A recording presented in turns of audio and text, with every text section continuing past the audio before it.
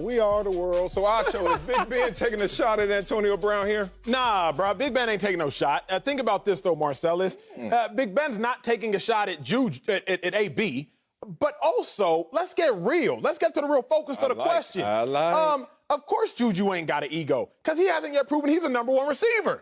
Like, that's the real issue here. Message. Like that Big Ben is saying, man, we got a bunch of selfless guys. Nobody's earned the right to be selfish. AB, if that's the person he was taking a shot at, AB had earned that right. Remember, everybody is let Tom Brady off the hook for cussing his teammates out because he's Tom Brady. He's the GOAT. AB was the only receiver to have those 5 consecutive 1,200-plus yard seasons in a 6-season stretch. Marcellus, what did the great philosopher Meek Mill say? The great philosopher Meek Mill said, "The money turned me to a monster. The money turned my noodles into pasta." See, the money turned AB into a monster. Yeah. Don't worry, Big Ben. Juju, if he ever break that bank, probably gonna turn him into a monster too. Big Ben wasn't taking a shot at AB. He was simply complimenting the humility of his receivers. But Juju, you coming off a 500-yard season, you have to be humble. James Washington, the other receiver, he's a third-year player. Deontay Johnson, I believe, is his name. That's another second-year player. Ain't nobody on that team earned the right to be cocky. Juju's the 65th highest-paid receiver in the NFL. Of course, everybody is humble right now, Big Ben. It's not a shot, is my first statement. Okay. My second statement is ain't nobody earned the right to be cocky. And my last statement, just listen to the great philosophers of our time. People like Meek Mill will tell you, the money gonna turn you into a monster. Ain't nobody in the receiving corps paid like that right now. Oh, I love that take. I want to just put that on ice. I don't even want to follow it because it's going to look like we're over here debating, but I got a different take. Okay. He's taking the shot, dog. He's taking this shot at AB. And I hate these type of people. The type of people say, no, we good. And you move on, they move on, and they move on to success. But really all they're doing is holding their breath for a moment where they could say, oh, I ain't forgot about you over there, and use somebody else as the unintended target. He is using Juju Smith and him being a tier 2 receiver at best, and using that to indirectly talk to AB. Okay. Why would you do that? I wonder. Why would Big Ben want to promote a culture where it's not about individual greatness and stats and just say, hey, guys, as long as we win? Oh, I figured it out. Maybe because this is the same Big Ben who signed a 2-year extension worth $68 million, but his team has not been to the playoffs in the last couple of years. Maybe it's the same Big Ben who's making so much money but realized that, oh, my team just made it to the playoffs 4 times in the last 8 years. Oh, maybe it's the same Big Ben who's realized that a lot of heat ain't on me right now. But you know what? I want to create this culture where I pat people on the head for doing less because guess what? We're winning. But I dive into something deeper than just we're winning. How are we winning? So if I'm looking at you, Big Ben, I'm going to hit you with a Wileyism. You're talking about a great philosopher. I've been waiting on a Wileyism, ladies and gentlemen. I've been waiting all week on a Wileyism. It is time for a Wileyism. And you need to learn this, Big Ben. Selfish and selfless have one thing in common. Self. Don't you dare try to go out there and act like you for the whole and you want to minimize the individual. You a damn lie. What is happening is Big Ben has been minimized in terms of his success, and now he want to act like it's all about the aggregate. Situations like this always makes me scratch my head, especially when you use Juju, who's trying to climb up the mountain, for somebody who was at the top of the mountain. Dare you take shots at my man Antonio Brown. All right, we got to bring in Fox NFL analyst Greg Jennings right now. Greg, is Big Ben taking a shot at AB? Ooh, I like both takes. I'm not going to lie. But I got to go with my man Acho here. Okay. I'm going with Acho for several reasons. And here it is.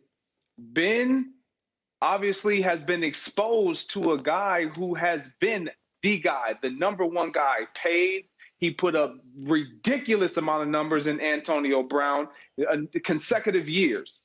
Juju, to Acho's point, he has not done that. The only 1,000-yard season that he's put up was alongside who? Antonio Brown. And then you look at him now, he hasn't really asserted himself as just the outright number one guy that teams have to focus on and eliminate in order to be successful against the Pittsburgh Steelers. So to Acho's point, there is no reason for him to be selfish or selfless, to that matter.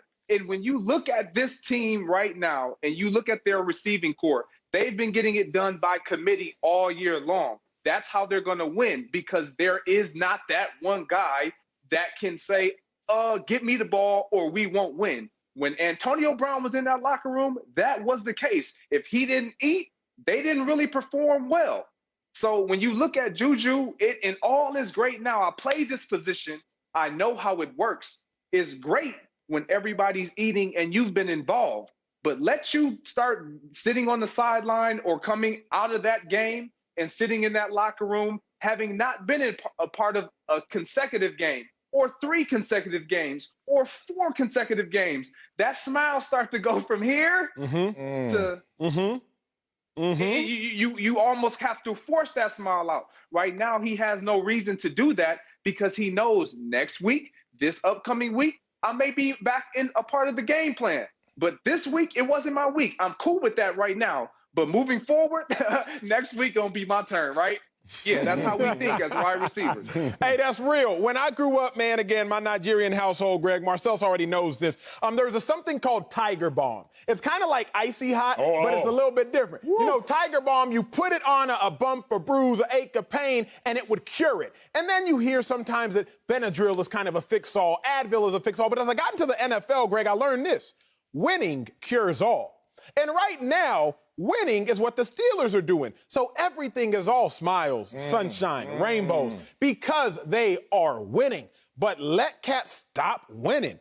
It's going to be an issue. Also, remember, all the Steelers receivers are on their rookie contract. Here's what that means. Less money, less pressure. More money, more pressure. Assume some of these receivers get paid out, and now they realize, man, I'm making $15 million a year. I need to put up $15 million worth of production. If I'm not, I have an issue. Right now, Juju making 1.65, I think. Like, I'm not counting another man's pockets, but what I am doing this, I'm going to count your stats and see if they match the pockets. He ain't getting paid that much. He ain't got a reason to trip. It will come. The question is, can Big Ben cash in on another Super Bowl ring before these receivers start to cash in and these attitudes start to change? Look, we all want to win. I get it. But there's different pressures and different routes you take to winning. So Big Ben is interesting.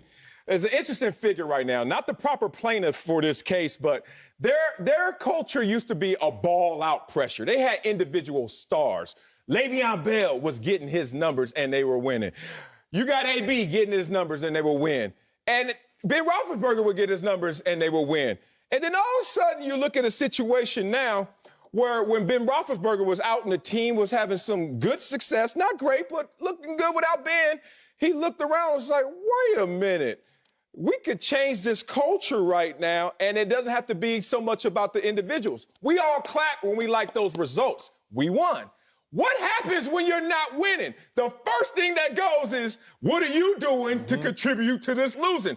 I am trying to show foresight because the Steelers will lose a game, lose a couple games. Whenever that happens, you're going to see this all of a sudden have a divide. It's funny that Ben Roethlisberger is saying this, but he threw the ball 5.9 yards past the line of scrimmage last week. That was the second lowest in the NFL. But Ben Roethlisberger is balling to a degree in a run-efficient offense. You're talking about a guy that has 10 touchdowns and 1 interception. So you're like, how can you complain?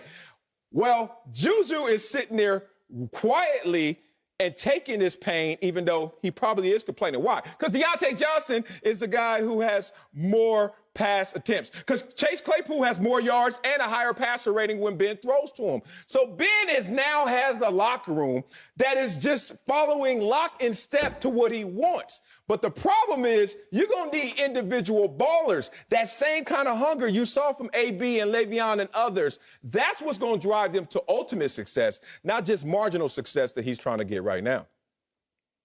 I hear both of you guys, and I agree. I think right now, anytime you have a guy who, like an AB or Le'Veon Bell, who warranted that type of focus and that type of attention because of their level of play, it's going to create some tension, regardless how much guys talk about, yeah, I'm for the success of this individual or that in the team overarching that.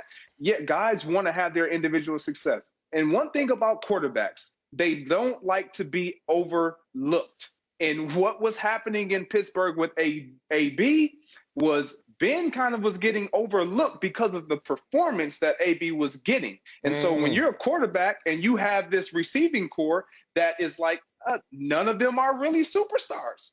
That leaves all the attention to me. So as long as I continue to spread the ball around and we continue to win, which cures everything, everything is gravy, baby. Got it all covered because I'm in charge.